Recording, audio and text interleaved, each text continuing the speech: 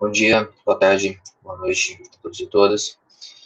E vamos lá, vamos começar mais uma live nossa. Bom, como ninguém me mandou nenhuma dúvida, vocês ficaram quietinhos aí da semana passada para essa agora, então eu presumo que ninguém tem nenhuma dúvida, que vocês estão entendendo, estão conseguindo acompanhar. Tá? Então, a gente vai dar continuidade na matéria. O conteúdo que a gente tem para falar hoje, ele não é nem tão complexo e nem tão extenso assim, então eu acredito que a aula ela vai ser até um pouco mais rápida em comparação com as outras, né, que a gente acabou levando um pouco mais de tempo, os conteúdos eram um pouco mais densos. Mas, de qualquer forma, eu vou retomar um pouquinho do que foi falado nas aulas anteriores, tá? Tomada geralzona, para depois a gente poder seguir e dar uma avançada mais no conteúdo, beleza? Então, vou jogar minha tela aqui para vocês. E telinha sendo projetada.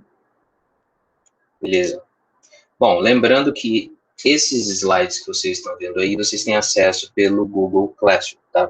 Eu acredito que tenham, né? Se alguém tiver com algum problema, por favor, me avise que a gente tenta corrigir, tá? E eu espero também que vocês estejam aí correndo e já se adiantando nas atividades, principalmente na pesquisa que eu passei, para não deixar nada acumular. E, já falando de atividades, as atividades dos bimestres anteriores, para quem ainda não entregou, para quem se atrasou, acabou ficando sem nota, eu continuo recebendo, tá? Estou recebendo pelo Classroom ainda, então, por favor, não deixem acumular tudo para o final do ano, para as últimas semanas de aula.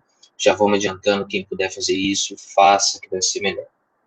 Então, nós temos aqui os slides, nós já começamos a vê-los na semana passada, e a gente começou logo pela definição de poder nas outras aulas, né? E, bom, basicamente, o poder ele refere-se à capacidade de agir e determinar o comportamento dos outros, né? Como a gente já tinha visto. Só que, frequentemente, confunde-se a palavra poder com a palavra política. E elas têm, sim, uma ligação, mas elas não são idênticas, elas não são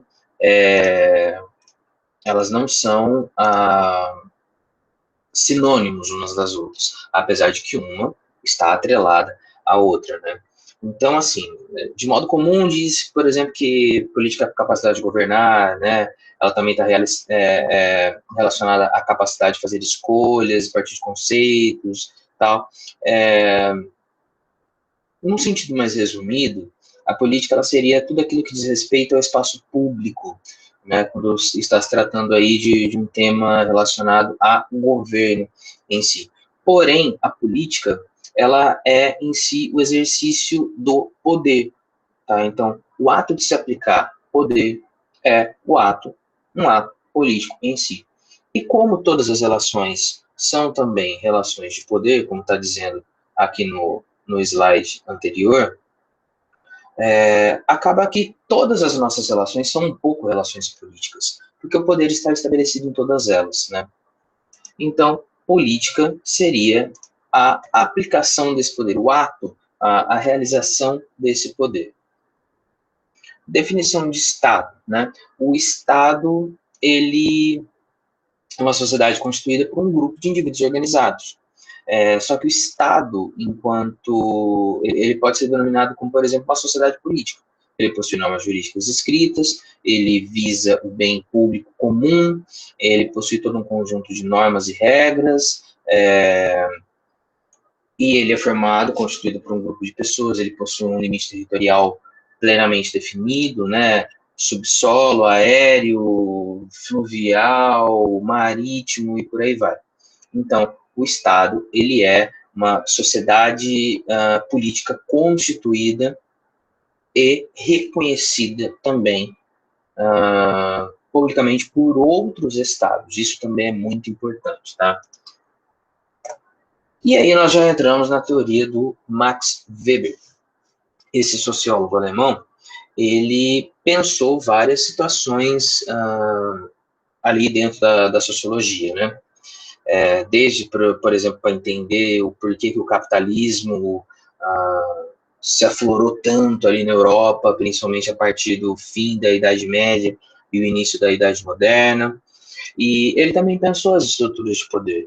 Além do que, ele foi um jurista, um dos responsáveis ali por ajudar nas constituições da Alemanha logo no começo do século XX. Então, Max Weber, ele entendia o poder como sendo uma probabilidade de impor a própria vontade numa relação social. Probabilidade porque, como já foi falado, são forças de poder, são forças que estão disputando o poder, ou estão ali disputando através de seus poderes e suas ferramentas. Então, todas essas forças envolvidas nesse gigantesco tabuleiro que seria a política, ou seria a vida em si, né, das relações humanas, ela está permeada, ela está ali embebida de poder. Todos possuem, uns mais, outros menos. Uns sabem manusear melhor os mecanismos, outros não. Mas todos possuem, justamente por conta disso, de todos possuírem. Então, poder seria uma probabilidade de você impor a sua própria vontade. Tem maiores chances e melhores chances aqueles que souberem lidar melhor com essa disputa, com esse tabuleiro todo, né? E o poder ele pode se apresentar em diversas frentes, seja no âmbito familiar e privado, seja no espaço de trabalho ou espaços mais formais, como já falamos também. Existem várias formas de se exercer o poder, segundo Max Weber. 3 principais: poder econômico, poder ideológico e poder político. O poder econômico ele seria o uso de bens materiais para exercer a própria vontade. Então, por exemplo, os bancos eles têm um domínio sobre todo o capital financeiro. Então, justamente por conta disso, eles controlam linhas de crédito, eles controlam contas, fazem todo o gerenciamento financeiro, ou seja, eles exercem algum tipo de poder. Exercendo esse tipo de poder, eles também têm capacidade de influência. Vide o que muitos bancos fazem em alguns governos, que é influenciar diretamente os rumos que os governos tendem a tomar. Exemplo recente disso, por exemplo, a reforma da Previdência. Dentre altos e baixos ali, desde da iniciativa de Michel Temer em fazer essa reforma previdenciária, as várias discussões que foram feitas, até essa reforma cair no colo de Jair Messias Bolsonaro, né, e ele conseguir realizá-la. Essa reforma, ela tinha em um dos interesses ali por trás de tudo, justamente os sistemas rentistas de bancos privados. Porque uma das partes dessa reforma previdenciária, que acabou não passando totalmente como se queria, era justamente desobrigar o poder público do Estado a arcar com a aposentadoria dos cidadãos contribuintes, fazendo com que esses cidadãos passassem a fazer a sua própria poupança privada. Aonde? Nos bancos. Ou seja, fazendo poupanças, aplicando em cadernetas de aposentadoria, para que quando eles parassem de trabalhar, ou seja, parassem de gerar renda com o seu trabalho, eles pudessem aproveitar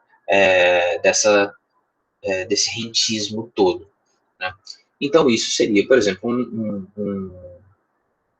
uma imagem de como o poder econômico dos bancos age sobre governos, influenciando, por exemplo, reformas como foi a mais recente da Previdência. O poder ideológico, ele seria uma manipulação das ideias e das informações para influenciar o comportamento das pessoas. Isso a gente vê direto a mídia fazer, divulgando informações para fazer com que o pensamento coletivo das pessoas, ou a tomada de decisão de atitudes, elas se encaminhem para onde gera um determinado interesse. Então, seria diversas manifestações assim do poder ideológico, como, por exemplo, você tentar manipular as ideias para vender um determinado produto, para causar uma determinada reação, para fazer com que as pessoas tomem uma determinada atitude, para conduzir comportamentos. A gente viu isso daqui muito forte, muito presente acontecer em 2015 e 2016, que foi justamente quando se deu o processo de impeachment da então presidente eleita Dilma Rousseff. A mídia caiu matando em cima da Dilma em cima do partido PT e de várias outras frentes que estavam ali, que estavam alinhadas ao governo eleito, justamente para pedir o impeachment, para forçar a passagem desse pedido de impeachment, desse rito de impeachment. E foi o que se deu. Ruas lotadas de pessoas manifestando o seu interesse pelo impeachment e isso e aquilo, e muitas vezes quando se entrevistasse as pessoas o porquê que elas queriam o impeachment, não sabia explicar o porquê. Falava-se, por conta da pedalada fiscal. Ok, pergunta-se para um ser desse o que é uma pedalada fiscal. A pessoa muitas vezes não sabe sequer soletrar pedalada, que dirá explicar o que de fato é. Então, isso é também um exemplo de como a mídia foi manipuladora dessas informações para conduzir a população a uma determinada linha de comportamento ou de pensamento. E o poder político ele se dá através de instrumentos ou mecanismos, como a legislação ou a própria força ou repressão policial, justamente para determinar o comportamento das pessoas, para controlar o espaço e o Estado ou o coletivo de pessoas. Então, o poder político, ele é o exercício mais legítimo que se tem dentro de um Estado do poder. Ele é um exercício dentre os mais claros que se tem dentro de um Estado. Por quê? Ele trabalha através de legislação, de leis constituídas, aceitas e impostas, e da repressão policial quando necessário. Pelo menos deveria ser apenas quando necessário. Continuando. O poder, quando ele é legítimo, ele gera um estado de dominação. Tá? Essa dominação, não entendam ela como sendo uma dominação no sentido negativo ou pejorativo da palavra. É uma dominação porque alguém domina, alguém é dominado. Onde alguém tem mais poder e domina, alguém tem menos poder e é dominado. O poder ele pode ser legítimo ou não. Quando ele é legítimo, ele gera dominações igualmente legítimas. Tá? Quando ele não é legítimo, então ele é baseado único e exclusivamente através da força, ou seja, repressão, violência, agressão, porrada mesmo, causando medo, causando temor. Então você controla através do medo, através da violência, e não através do consenso, através do convencimento, ou através que seja da condução ou manipulação dos comportamentos, mas sim através do medo, da porrada, vamos dizer assim. E as formas de dominação, quando o poder é legítimo, são basicamente três. A primeira delas, a racional legal. Ela é baseada em leis racionais, em cálculos, em escolhas. Então, ela é 100% racional. Por exemplo, as leis. As leis elas são pensadas rigorosamente, às vezes lentamente, até demais, mas para que fique o mais coeso e o mais perfeito possível no funcionamento da sociedade, justamente para que não escape nada a essa lei, para que ela não gere brechas e para que ela se aplique de maneira universalizada aos cidadãos que ela tem que ser aplicada. Então, a lei ela é um tipo de dominação racional legal, ou o próprio poder político de um representante político. Por quê? Porque esse representante político ele tem que estar adequado em leis. Ele governa com base em leis, em limites. E esses limites não podem ser transpostos, porque senão ele estará quebrando leis racionalmente pensadas, instituídas e acordadas em toda a sociedade, por todo o Estado, né? Então, por exemplo, aqui, os impostos que temos que pagar ao Estado. Então, entende-se que, beleza, eu vou pagar o imposto, mas o que eu vou ter em troca? Em troca eu vou ter segurança, saúde, educação, serviços públicos fornecidos pelo Estado, em troca do imposto que eu pago. A dominação tradicional, ela é baseada na crença, nos costumes e em tradições. E ela, às vezes, possui até um caráter inquestionável da autoridade, porque você vai olhar para aquela autoridade tradicional, você não questiona ela. Por quê? Porque ela é algo já cultural seu, ela já é algo tradicional. Por exemplo, alguma autoridade eclesiástica, um padre, um pastor, um pai de santo, sei lá quem que você siga, a religião que você siga, você olha para aquele sacerdote, você olha para ele de forma inquestionável. E você espera também que ele não vá falar nenhum absurdo, evidentemente.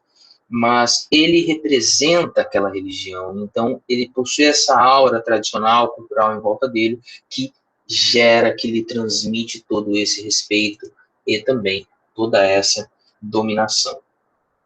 E a dominação carismática, como eu já tinha dito, para mim é a mais curiosa, a mais interessante de todas, ela é baseada na crença em uma figura na qual entende-se que essa figura ela é superior às demais. Ela possui alguma característica que a distingue das demais, que a diferencia das demais, que a destaca das demais. Então entende-se que aquela pessoa ela é o suprassumo da coisa.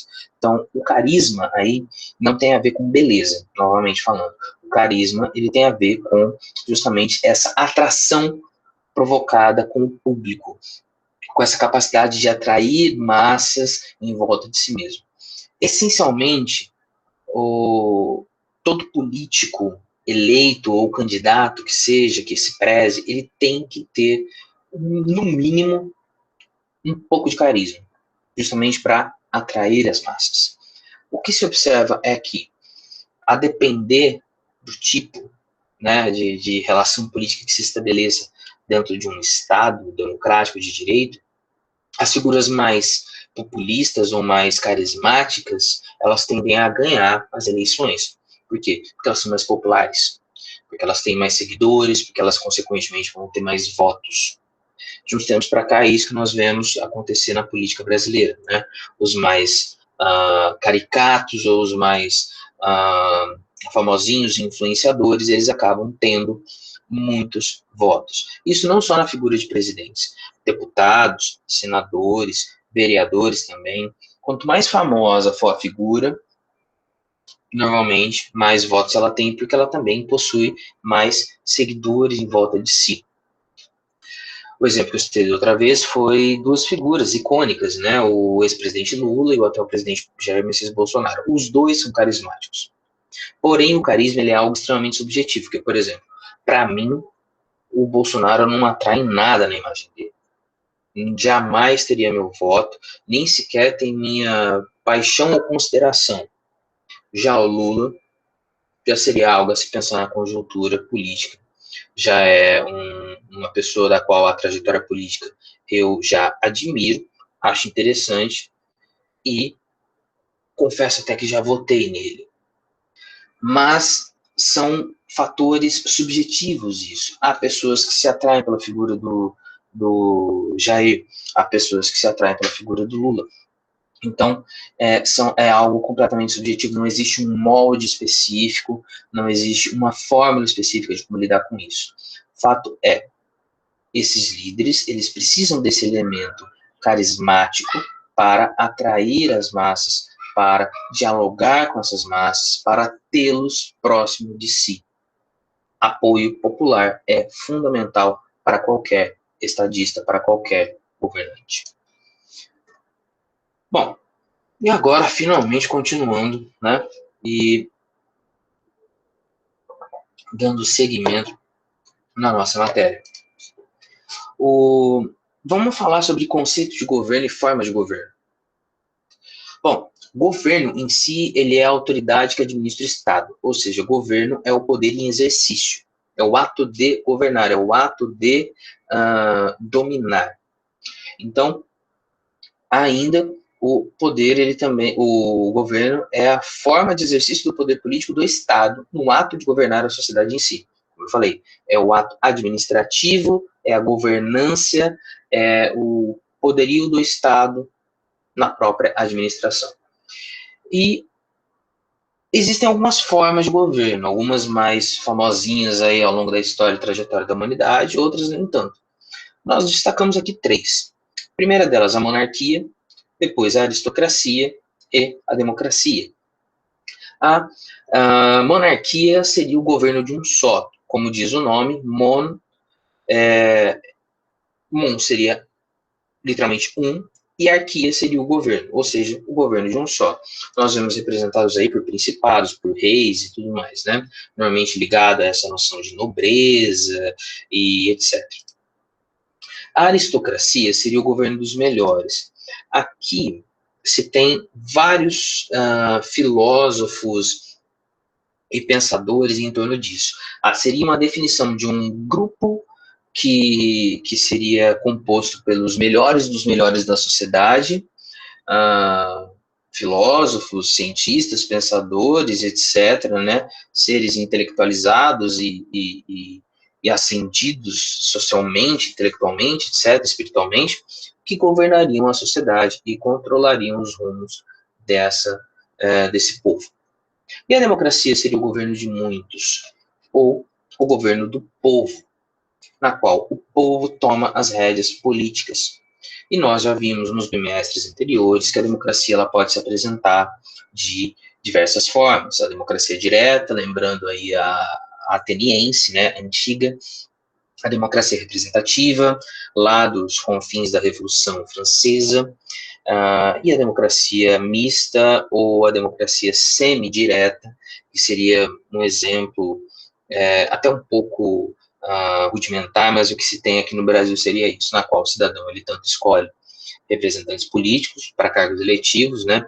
Daqui a alguns meses nós teremos as nossas eleições municipais, elegendo vereadores e prefeitos, e também nós possuímos poderes diretos governamentais, como é o caso do plebiscito, do referendo, ou então também da iniciativa popular.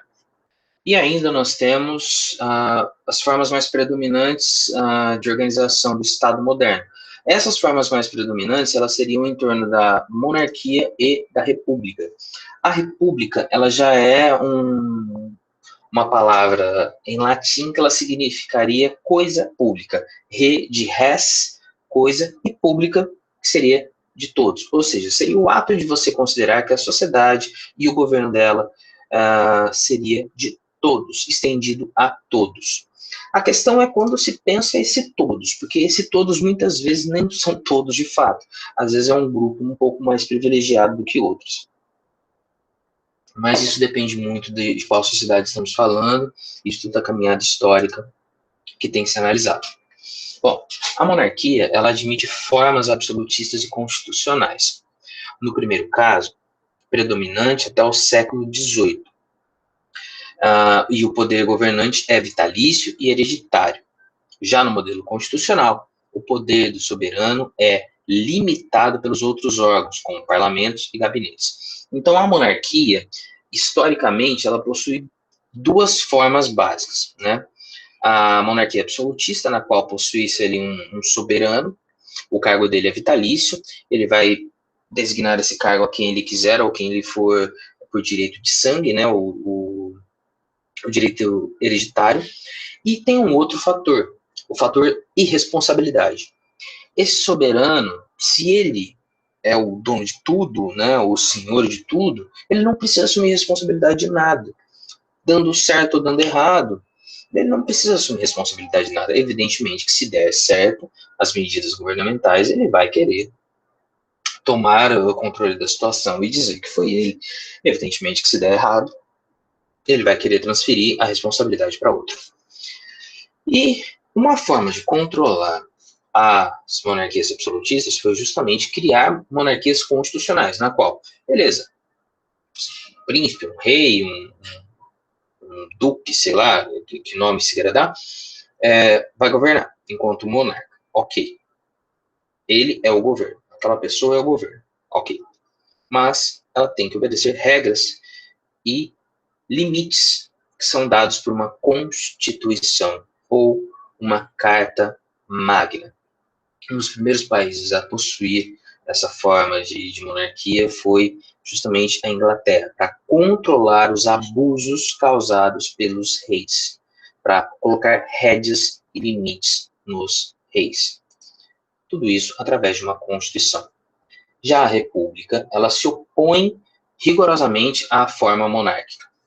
A República manifesta a rejeição a governos aristocráticos e oligárquicos. Ou seja, há governos de poucos, há governos de grupos, tá? Nela, presidentes e primeiros ministros normalmente são eleitos por períodos determinados. Isso já é interessante, porque enquanto a monarquia você tem ali um cargo vitalício, na república não, são cargos eletivos de período determinado, ou seja, tem prazo de validade, prazo para começar, terminar. Terminou, próximo. Como é que se dá esse próximo? Sistema eleitoral, né? Agora, uma curiosidade. Existe uma monarquia, pelo menos que eu tenho conhecimento, que ela é, ao mesmo tempo, uma monarquia teocrática, ou seja, governada e organizada em torno de fatores e dogmas religiosos, absolutista, ou seja, de cargo vitalício, um só governa e tudo mais, porém eletiva. Ou seja, quando morre, tem que se fazer uma eleição. Quando o monarca morre, tem que se fazer uma eleição. O nome dessa monarquia é Vaticano. O Vaticano, senhores e senhoras, controlado pelo Papa, né? Ele é uma monarquia eletiva, absolutista, teocrática. Olha que interessante. Por quê? Possui dogmas religiosos, né, em volta de si mesmo, ou seja, a teocracia. É eletiva, quando um Papa morre, assume outro, mediante conclave papal, que seria uma eleição entre os principais cardeais, e absolutista, porque o Papa é único e vitalício. Ele irá governar, reinar ali no Vaticano, como queiram chamar, até o ponto de sua morte. Ou até ele pedir para sair, né? Caso que aconteceu ali com o Bento XVI, o nome dele, se não me engano, era Ratzinger, alguma coisa, que ele parecia um Lord Sith. Para os que assistem Star Wars sabem do que eu estou falando. Bom, seguindo. O sistema de governo. O que seria um sistema de governo? O sistema de governo ele depende do relacionamento entre os poderes. Lembrando que nós estamos num sistema de governo dividido em 3 principais poderes: executivo, legislativo, judiciário. Essa teoria dos 3 poderes é uma teoria de Charles de Montesquieu. O Charles Montesquieu ele criou uma teoria repartindo o poder em 3, justamente para que o poder não ficasse acumulado nas mãos de um único monarca, de um único déspota governante. Então ele resolveu repartir. Uns julgam, uns legislam e outros executam ou administram, né? Fazem ali a parte governamental que lhes cabe. Então, nesse sistema dos 3 poderes, cada um dos 3 poderes regula o outro. O ideal é que eles se mantenham equilibrados, na qual nem o judiciário sairá da sua casinha e tomará as rédeas de tudo, nem o legislativo, nem o executivo.